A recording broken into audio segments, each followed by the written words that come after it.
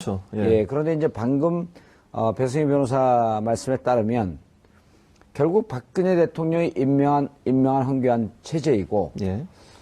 그렇기 때문에 또 하나의 박근혜 대통령이 있는 이 상황을 어떻게 받아들일 수 있겠는가? 예. 왜냐하면 이제 황교안 총리 같은 경우에는 이게 우리가 한마디로 표현하면 예. 권력지향적 공안검사 출신이잖아요. 예. 이게 문제인 거죠, 사실은. 그러니까 야당이 결국 권력의 정점까지 갔어요. 그렇죠. 그게 여러 가지 사건, 예를 들면 2005년 삼성 그 검사 떡값 사건도 예. 노회찬 지금 의원이 그걸 폭로했지 않습니까? 그런데 본질은 얘기하지 않고 뭐 통신비밀보호법 그걸 걸어가지고 증거로 안 10여 받으려죠. 년 동안 잠자고 있었던 법을 그렇죠. 끄집어낸 법을 거죠. 끄집어내서 그 법으로 노회찬 의원이 주장한 거를 완전히 덮어버리고 노회찬 의원을 도리어 처벌했어요. 그렇죠. 이게 그 의원직도 박탈됐죠. 박탈됐죠.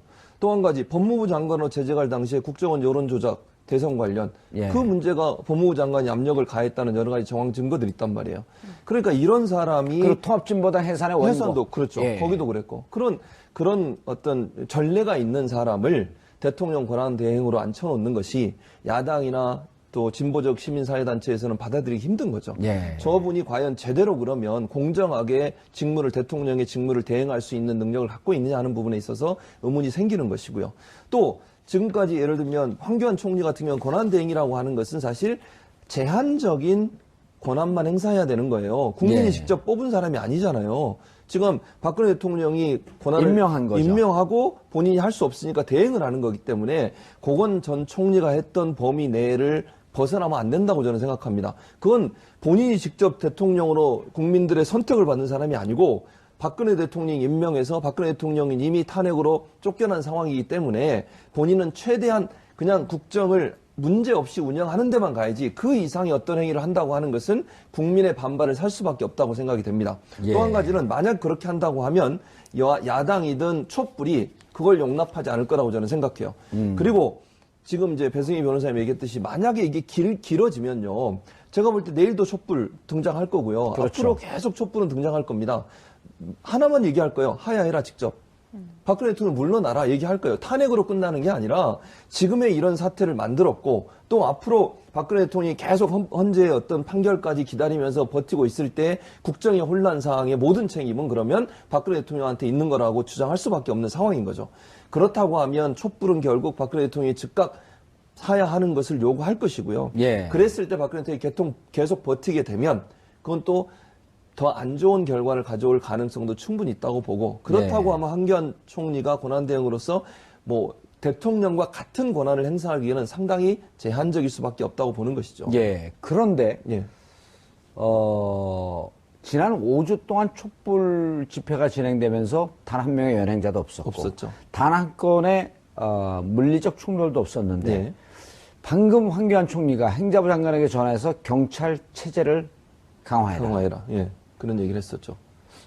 왜 강화를 시키죠? 그러니까요. 갑자기 그 얘기를 한 것도 의문스러워요. 물론 예. 저걸 긍정적으로 보면 이제 사회가 혼란스럽지 않도록 해라. 이렇게 이해할 수도 있지만 그 5주 동안 연 인원 따지게 되면 500만이 넘게 나왔는데 그렇죠. 나왔었죠. 그러다 혼란이 없는데 왜 느닷없이 혼란이 있을까요? 그러니까요. 그게 이제 두 가지 점에서 볼 수 있는데 하나는 지금 말씀하신 것처럼 집회를 염두에 두고 한 말인지 예. 아니면 그냥 통상적으로 우리 사회에 탄핵 이후에 무슨 뭐 일반적인 생활에서의 어떤 범죄 행위를 좀 잘 단속해라 이런 의미인지는 모르겠어요. 근데 만약에 앵커가 말씀하신 것처럼 정 의원님 말씀하신 것처럼 집회에 대해서 얘기했다면 그건 정말 잘못된 시각이죠.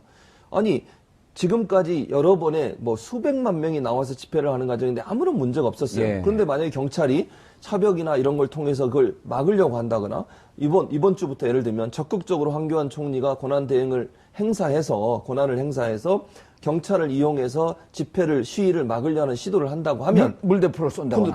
그러면은 황교안 총리는 제가 볼 때 오래 못 버틸 겁니다. 예. 촛불이 그걸 용납하지 않을 것이고요. 예. 국민이 요구하는 것은 지금 당장 박근혜가任命한 모든 장관이 물러나기를 원하는 거예요. 물론 그게 하루아침에 이루어졌을 때 국정 운영이 안 되니까 국회에서 만들어낸 총리들, 제안한 총리가 임명될 때까지 잠시 그 자리를 앉아있는 건 용납할 수 있겠지만 본인이 계속 박근혜 대통령 헌재까지 가는 것까지 버티는 것을 국민이 제가 볼 때는 용납하지 않는다고 봅니다. 예, 알겠습니다.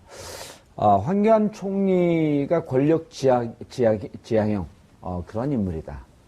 그렇다고 한다면 엄밀히 따지면 지금 그 촛불을 든 국민들의 민심과는 좀 거스를 수 있는 인물이거든요.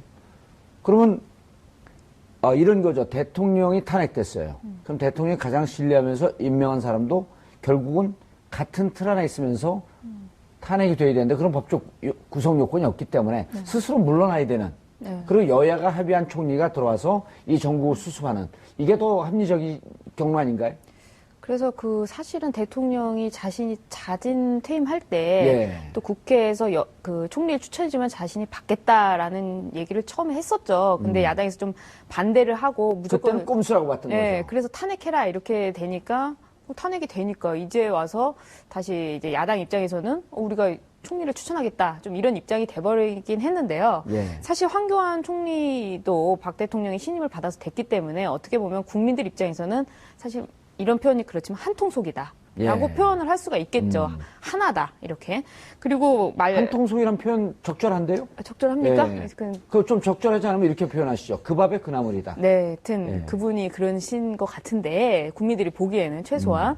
그래서 사실 자진 사퇴를 하는 것이 어떻게 보면 국민들의 그 법감정, 우리가 가장 거스르기 힘든 국민 법감정에 그렇죠. 맞지 않느냐라는 것인데 이 당사자가 그 직에 있으면 사실 이 직을 버린다는 게 어려운 일이에요, 굉장히.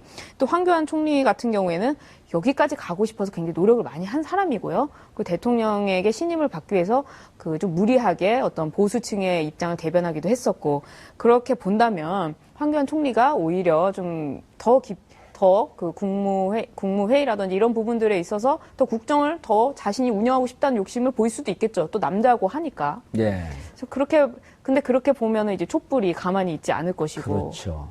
그래서 문제점은 뭐냐면 이러나 저러나 혼란이라는 거죠. 사실 야당에서 총리를 먼저 국민의당에서는 원래 선 총리 후 탄핵을 요구했었는데 그 좀 반발이 있다 보니까 일단 탄핵부터 하지 않았습니까? 그래서 이런 거를 좀 차분하게 대응을 했더라면 좀 아쉽지만 이제라도 지금 문제는 지금서부터죠. 이제 그렇죠. 상황은 이제 벌어진 거고 어떻게 했으면 좋겠습니까? 황교안 총리가 물러나는 게 좋겠어요? 아니면 그냥 그 직무대행 체제를 하는 게 좋겠어요? 그리고 지금 보게 되면 적극적 권한 행사 체제로 나가고 있어요. 근데 저는 당장 대통령이 탄핵에 그 가결이 됐기 때문에 지금 당장 내려오라고는 그 국가적인 안보 사태 때문에 힘들고 야당에서 총리를 추천할 때까지는 최소한 기간을 두고 이렇게 좀 국정 운영하다가 그 국정 운영이라는 것이 어떤 적극적인 행보를 말하는 건 아니지 않습니까? 최소한의 것만 최소한의 고건 총리와 같이 최소한의 것만 하면서 그 시기를 기다렸다가 본인이 좀 자진 사퇴하는 모습을 보이는 것이 좋지 않겠느냐 이렇게 판단합니다. 지금 보면 대통령이 국무회의를 통해서 하는 말씀이 헌재 판결을 기다리겠다. 특검에 차분히 대응하겠다. 아직도 이 현실 인식이 좀 부족한 안 되는 거죠. 그러니까 본인은 그리고 황교안 총리는 7시에 국무회의를 소집해놨다고 하겠다고 그랬죠. 한쪽에서는 아직 물러난 거에 대해서 현실 인식이 없고 또 황교안 총리는 이게 내가 무슨 권력을 잡은 거 아닌가라고 좀 착각하고 있는 것 같고 둘이 싸우지 않을까요? 둘이 싸울 가능성은 제가 볼 때 좀 낮을 것 같은데 그런데 이럴 수는 있을 것 같아요. 황교안 총리가 배수미 변호사 잠깐 말씀하셨지만 적극적으로 권력을 행사하려는 시도를 할 가능성을 전혀 배제할 수는 없죠. 이미 그렇게 보여요. 그렇죠. 그러면 이제 문제가 되는 거예요. 만약에 그렇게 행동을 했을 때는 국민이나 아니면 촛불이 그걸 허용하지 않을 겁니다. 그러니까 지금 황교안 총리는 권한 대행이지 본인이 대통령은 아니에요. 그러니까 대통령에서 권한을 대행하는 건데 그거는 관리형 총리에 머물러야 된다는 것이죠. 어떤 정치적 행위를 하는 것은 하면 안 되는 거죠. 그러니까 국민이 정말 투표를 해서 당선된 사람이라면 그렇게 할 수 있지만 지금 박근혜 대통령이 고리 상태에 있기 때문에 그걸 대신 하고 있는 사람이니까 지방 관리를 잘 하면 돼요. 그리고 나서 여야가 합의해서 총리를 하나를 뽑으면 그 사람이 들어오면 자기는 사퇴하고 그게 본인이 해야 될 마지막 국민에 대한 소임이라고 저는 생각합니다. 국민들의 반발을 사지 않고. 직접적 권한 위임을 받지 않았기 때문에. 당연하죠. 국민이 준 게 아니잖아요, 지금. 그렇죠. 박근혜 대통령이 준 거고 박근혜 대통령은 국민한테 탄핵을 당했어요.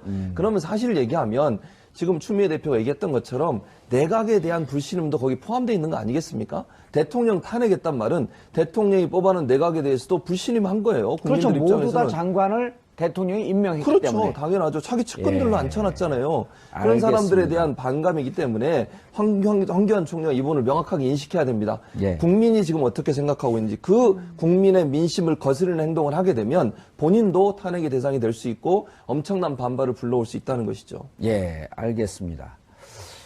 특검 얘기를 좀 해봐야 될 텐데요. 황교안 총리가 좀 적극적 권한 행사를 하는 것이 옳지 않다. 네. 그리고 엄밀하게 따지면 내각도 불신임을 당한 것이 마찬가지이기 때문에 이것을 빨리 소극적으로 활동을 하면서 접는 것이 맞다. 네.